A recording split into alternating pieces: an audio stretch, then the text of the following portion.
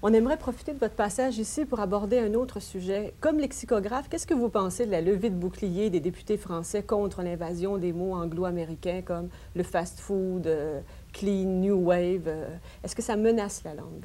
Je ne pense pas que la langue soit plus menacée maintenant qu'elle ne l'était autrefois, mais je crois qu'il y a vraiment un danger si on ne réagit pas contre la paresse, si vous voulez. C'est pas tellement, j'ai pas tellement peur des anglicismes en tant qu'anglicisme. J'ai peur que dans une communauté comme la France, et c'est vrai aussi au Québec, mais le Québec a réagi avant et plus fort, parce qu'il y a des offices, il y a des conseils de la langue française qui se sont occupés de ces problèmes-là, puisque c'était plus, disons, plus dur comme problème à cause de la présence de toute la communauté anglophone qui est à côté. Mais maintenant, les gens se sentent moins menacés, on a tendance à relâcher. En France, on a l'impression qu'on assiste au phénomène inverse. Peut-être, et c'est peut-être une mauvaise chose d'avoir tendance à relâcher, parce que le sentiment de sécurité est un sentiment qui peut être très artificiel. Car je pense que c'est vrai qu'au Québec, il y a eu une réaction tout à fait positive pour se défendre, mais il ne faut jamais relâcher cette vigilance parce qu'il est normal que les langues aient des rapports les uns avec les autres, si vous voulez. Il est normal qu'on emprunte des mots à une langue étrangère, parfois c'est indispensable, mais ce qui est dangereux, c'est la paresse, c'est-à-dire de faire fonctionner des mots comme fast-food, on n'a pas besoin d'un mot comme ça.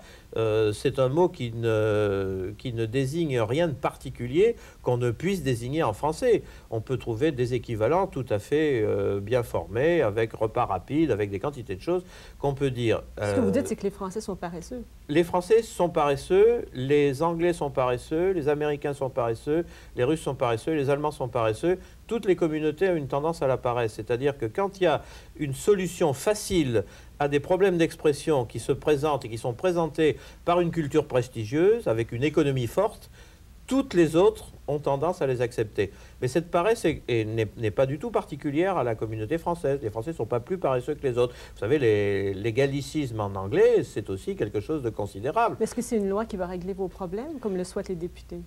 Elle ne va sûrement pas régler tous les problèmes, parce que ce n'est pas avec des lois qu'on règle les problèmes, c'est avec une prise de conscience et un sentiment d'identité culturelle, vraiment vécu, vraiment vivant. Mais une loi peut aider, ça peut être une petite arme et une petite sécurité, et aussi ça donne un petit peu aux gens la conscience de problèmes qu'ils ne voyaient pas avec autant de précision.